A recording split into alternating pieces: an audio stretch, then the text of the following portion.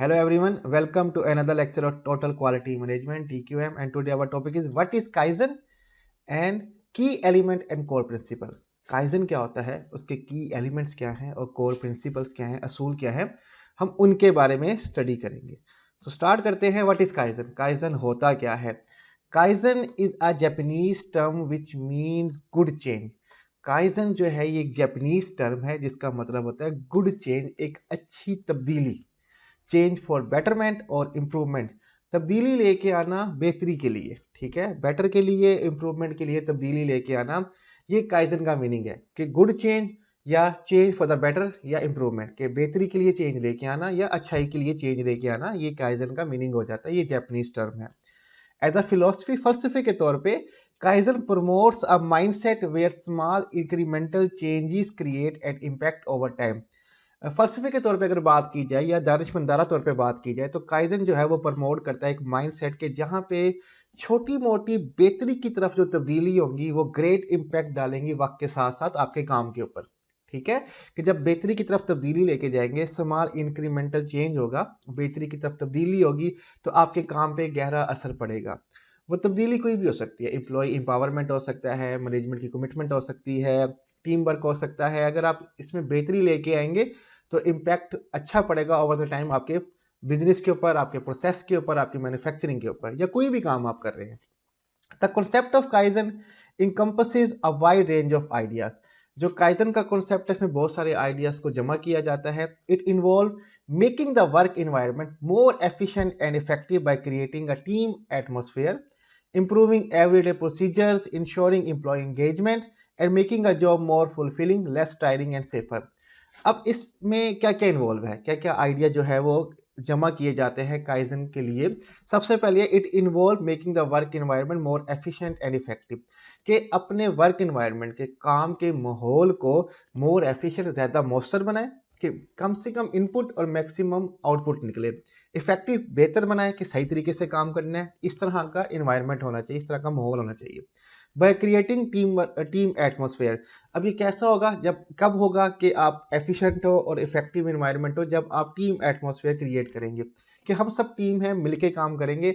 अकेला कोई कुछ नहीं कर सकता, चाहे वो मैनेजर हो, वो कोई अकेला कोई काम नहीं कर सकता, अकेला एम्प्लॉय कोई काम नहीं कर सकता, हमें एक टीम मिलके काम करना है और सब इकट्ठा चलेंगे। इस तरह अगर होगा तभी एक एफिशिएंट और इफेक्टिव जो है एटमोसफेयर क्रिएट होगा। इम्प्रूविंग एवरीडे प्रोसीजर, जो भी दिन भर के प्रोसीजर हैं, काम करने के तरीके हैं, उनको बेहतर बनाना होगा। ठीक है, तब भी हम एफिशिएंट और इफेक्टिव एटमॉस्फेयर जो है, वर्क एनवायरनमेंट बना पाएंगे।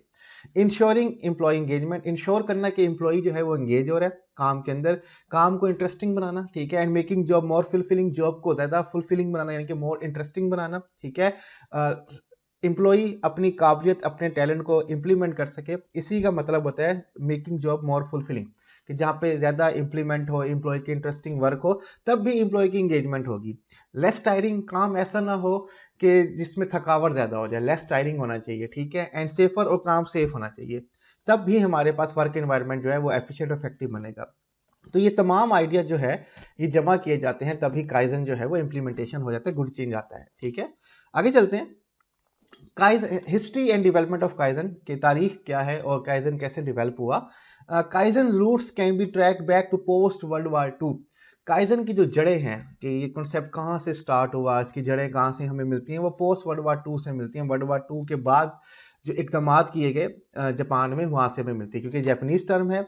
Van economic reform consequently took over Japan, जब माशी जो रिफॉर्म्स हैं, बेहतरी हैं, वो मुसलसल जापान में आ रही थी। ठीक है, since the Toyota Motor Corporation implemented the creative idea suggestion system in May 1951, जब से टोयोटा ने, Toyota motor corporation, Toyota motor corporation जो ऑटोमोबाइल की कंपनी है बहुत बड़ी, पाकिस्तान में तो बहुत ज़्यादा टोयोटा की कार वगैरह चलती हैं, उन्होंने इम्प्लीमेंट किया क्रिएटिव आइडिया सजेशन सिस्टम, एक क्रिएटिव आइडिया सजेशन का तजवीज़ करने का, आइडियाज़ का सिस्टम 1951 के अंदर। तब से जो है काइजन की जो रूट्स हैं वो निकलना शुरू हो जाती हैं। Changing and innovation led to higher product quality and work productivity, substantially contributing to the company development। अब आइडिया सजेशन क्या थी कि हमें चेंजिंग लेके आनी है और इनोवेशन लेके आनी है, हमें तब्दीलियां करनी है, पुराने तरीकेकारों को हटाना है और इनोवेशन लेके आनी है। ये टोयोटा ही थी जो असेंबली लाइन का सिस्टम लेके आई। ठीक है, कि हमने मैन्युफैक्चरिंग कैसे करनी, जो लास्ट हमारा लेक्चर है। अब चेंजिंग और इनोवेशन जो है वो लेड करती है, लेके जाती है हायर प्रोडक्ट क्वालिटी की तरफ, कि प्रोडक्ट की क्वालिटी बेहतर होती है, मेयार बेहतर होता है, वर्क प्रोडक्टिविटी इंक्रीज होती है, substantially contribute the company development, और मुकम्मल तौर पे वो कंपनी की डेवलपमेंट के लिए काम हो रहा होता है। जब चेंजिंग और इनोवेशन लेके आएंगे तो क्वालिटी बेहतर होगी, प्रोडक्टिविटी बढ़ेगी और कंपनी को डेवलपमेंट मिलेगी। ठीक है। The Japanese philosophy was first introduced by Toyota back in the 1980s and has since been adopted by thousands of companies around the globe. अब जो सही तरीके से ये जो जापानीज फिलोसफी है काइजन की, ये इंट्रोड्यूस की गई थी बाय टोयोटा इन 1980s। जड़ें इसकी 1951 से मिलना स्टार्ट हो गई थी आफ्टर वर्ल्ड वार टू। ठीक है, क्योंकि टोयोटा कंपनी ने स्टार्ट कर दिया था चेंजिंग लाना, इंप्रूवमेंट लाना, प्रोडक्टिविटी को बेहतर करना, प्रोडक्ट क्वालिटी को बेहतर करना, लेकिन 1980s के अंदर इसको फर्स्ट इंट्रोड्यूस किया गया था। ठीक है, एज अ काइजन के तौर पे, और बहुत सारी कंपनियों ने इसको अपनाया, काइजन को थाउजेंड ऑफ कंपनी ने अपनाया अराउंड द ग्लोब, और अपनी कंपनी में क्वालिटी को बेहतर बनाया। ठीक है, कि छोटी छोटी तब्दीलियां ले आके इन्वायरमेंट अच्छा किया, टीम वर्क को प्रमोट किया, एम्पावरमेंट को प्रमोट किया, इंटरेस्टिंग वर्क जनरेट किया। हमारे यहाँ तो उल्टा हिसाब चल रहा होता है, काम को और टेंशन वाला बनाया जा रहा होता है, हर वक्त धमकियां आ रही होती हैं, थ्रेट्स आ रहे होते हैं एम्प्लॉय को कि निकाल देंगे वगैरह वगैरह, इशू चल रहे हैं, आपका काम ठीक नहीं चल रहा। हमारे यहाँ डिफरेंट सिचुएशन चलती है, जो बुक्स में होता है वो बिल्कुल डिफरेंट चल रहा होता है। आगे चलते हैं। ठीक है, तो की एलिमेंट एंड कोर प्रिंसिपल के की एलिमेंट हमने पहले भी बहुत सारे देखे, कोर प्रिंसिपल भी देखे कि क्या क्या है, लेकिन कुछ और हैं। नंबर 1 हमारे पास है मैनेजमेंट कमिटमेंट, कि मैनेजमेंट की कमिटमेंट होनी चाहिए। जो टॉप मैनेजर्स हैं वो जनाब जी कमिटमेंट करें और आगे बढ़ के हिस्सा लें और आगे काम बेहतर करें। एम्प्लॉय उनको देखेंगे तो वो भी बेहतर काम करेंगे। One of the most common reason kaizen implementation fails is the lack of support and more importantly action from leader. जो एक बहुत बड़ी वजह है कि काइजन की जो है इम्प्लीमेंटेशन फेल हो जाती है, कि गुड चेंज की जो इम्प्लीमेंटेशन है वो फेल हो जाती है, वो लैक ऑफ सपोर्ट है। जो लीडर्स हैं उनकी तरफ से सपोर्ट नहीं है, और वो अपने एक्शन से साबित भी नहीं कर रहे। ठीक है, ना वो सपोर्ट कर रहे हैं और ना वो कोशिश कर रहे हैं एम्प्लॉय के साथ काम करने की, तो इसी वजह से काइजन की जो इम्प्लीमेंटेशन है वो फेल हो जाती है। The top management of the company has the most important role in implementing this kaizen approach. और जो टॉप मैनेजमेंट है, जो एग्जेक्टिव्स होते हैं, बोर्ड ऑफ डायरेक्टर है, सीईओ वगैरह हैं, सीईओज, ये इनका अहम किरदार होता है कि वो इम्प्लीमेंटेशन करने में काइजन की अप्रोच को, नुक्ते नज़र को। And then every manager then it go down to the rank and file employ. फिर जो टॉप मैनेजर्स हैं इनके बाद तमाम जो नीचे मिडिल लेवल ऑफ मैनेजर्स हैं, ठीक है, या लोअर लेवल ऑफ मैनेजर है, उन पे ये इम्प्लीमेंटेशन आती है कि वो इम्प्लीमेंट करें। ठीक है, और अपना किरदार अदा करें, और फिर जो एम्प्लॉयज़ हैं वो अपना किरदार अदा करें। तो जब तक टॉप मैनेजर नहीं करेंगे तो मिडिल मैनेजर भी नहीं करेंगे, तो फिर एम्प्लॉयज़ भी इम्प्लीमेंट नहीं करेंगे। तो सबसे मेन किरदार टॉप मैनेजर्स का आ जाता है। When top management demonstrate its long-term commitment to continuous improvement, managers inevitably follow through on Kaizen initiatives and work personally develop a Kaizen mindset.